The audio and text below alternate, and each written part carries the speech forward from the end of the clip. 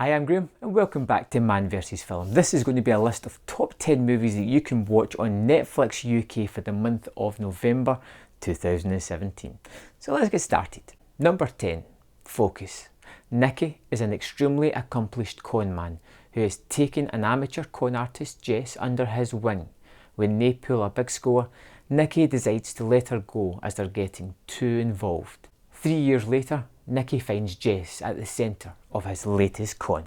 This movie skates by on the charisma of Margot Robbie and Will Smith, as well as some very good secondary characters. It is a strange setup though, because it is definitely a movie of two halves. The first half of the movie feels like an almost introduction to the characters. You get to meet them, you get a really good con, it's fast paced, fun, effortless. The second half of the movie has a little bit more weight to it, a little bit more complications arise, and it gets a little bit more difficult and tied down. Not as fun as the first half. Still, it is a very good movie, a very interesting one, and one that just kind of breezes by. Number 9, Crimson Peak. Edith, brought up in the Victorian era, she strives to be more than just a woman of marriageable age. In a whirlwind romance, she moves to England with Thomas Sharp and his sister. Pretty soon, she realises that not everything is as it appears. Guillermo del Toro's gothic horror movie didn't live up to the expectations that most people had put on it, but that doesn't mean that it was a bad movie. No, this has got some startling visuals, and although the twist of the plot you can see coming, it is still very good in getting to that point. The ghosts look spectacular, the actual Crimson Peak house looks haunting with the sort of snow inside and these visuals that are created through this master at work. This is a very fun movie with some excellent performances, particularly from Jessica Chastain, who kind of steals the show as this jealous sister of Thomas Sharp. Number 8 is Snowden. Disillusioned with the intelligence community, contractor Edward Snowden decides to leak classified information about governments spying on everyone, and he becomes a traitor to some, a hero to others, and a fugitive from the law. This is based on a true story, and I didn't really know too much about it. Joseph Gordon-Levitt plays Snowden, and it is directed by Oliver Stone, and I'm sure it plays fast and loose with some of the facts, but it gives you a great deal of information about this character and what he did and why as well. It is quite an interesting movie. If you don't know the story about it, it's one that can definitely catch you up in all the details and the fact, and it's a good performance by Lovett yet again. Number 7 is Inherent Vice. During the psychedelic 60s and 70s, Larry Doc Sportello is surprised by his former girlfriend and her plot for her billionaire boyfriend, his wife, and her boyfriend. A plan for kidnapping gets muddled for this private investigator.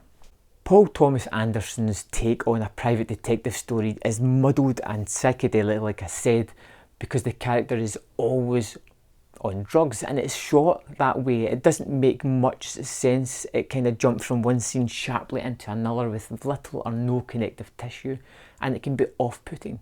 But this is a funny movie. It's very rewarding if you give it the time to grow into what it actually is. I like Inherent Vice a lot, and it's a movie that I've had to work at to enjoy it, but like I said, it is worth the time and the effort. Number 6, The Martian. During a manned mission to Mars, astronaut Mark Watney is presumed dead after a fierce storm and left behind by his crew. But Watney has survived and finds himself stranded on this hostile planet. Matt Damon stars in Ridley Scott's adaptation of the Andy Weir book, and this is a truly fantastic movie. Captivating, with a terrific performance by Matt Damon, who is on screen for the majority of the time, trapped alone, just struggling to survive on this barren planet. It is full of some really interesting musical cues. Like I said, fantastic performance by Damon, and this is one of these movies that I've watched a lot, and it is immensely rewatchable.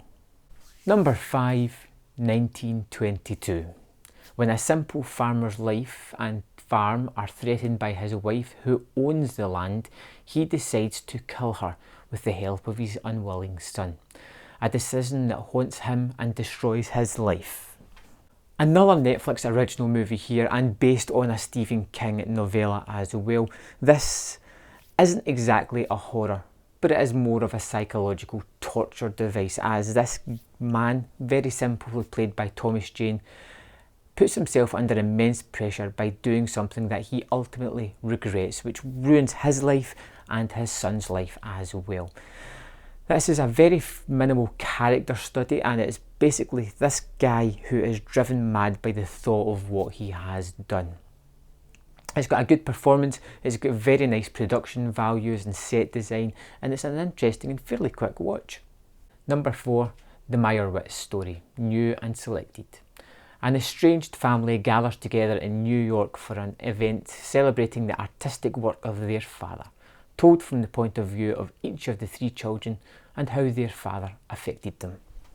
Noah Baumbach's funny family drama where Dustin Hoffman plays the patriarch of this family who has affected his kids' lives in some good ways, but mostly not for the best ways. You see this in the neurosis and the way that the characters are brought forth by the actors as they each get a segment to kind of shine and show how their father really kind of messed them up a little bit. It's bitterly funny, but it's kind of interesting, and one of these movies where you can attune to certain facts and realise situations that have happened in your own life.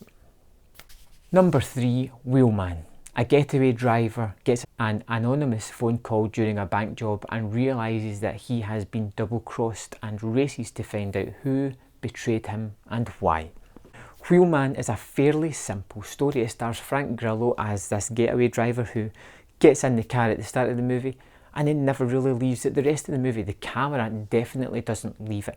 It's a movie that is stripped of all the fat. You don't get any subplots. It is basically just the meat of this story. He is a bank robber, he's been double crossed, and he has a short time scale to find out who and why and what his next move is going to be.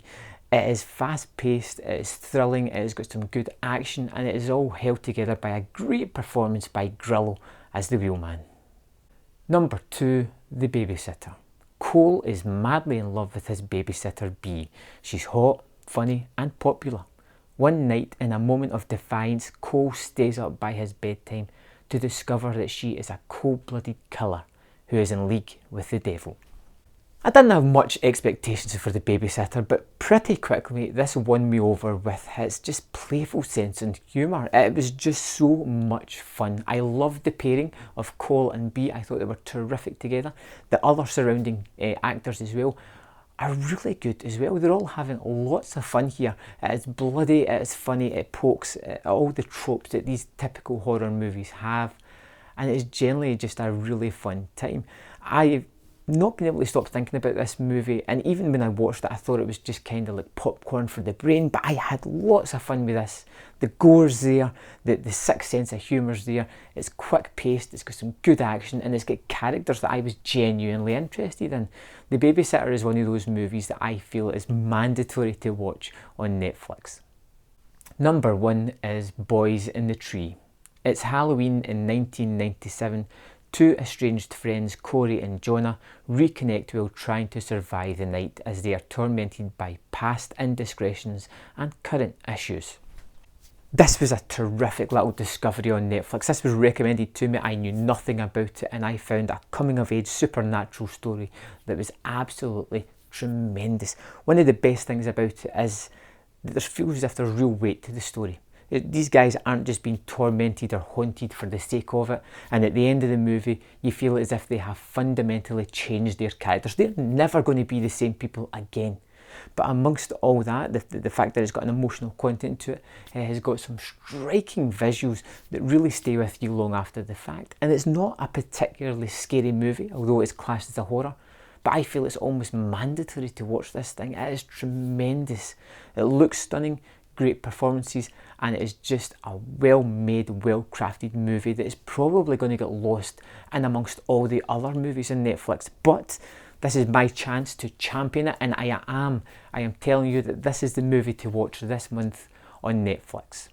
So thanks for watching. I really appreciate taking the time to sit through this video. If you don't mind getting me a like or even subscribing, I would really appreciate it. And I will see you next month on Man vs. Film.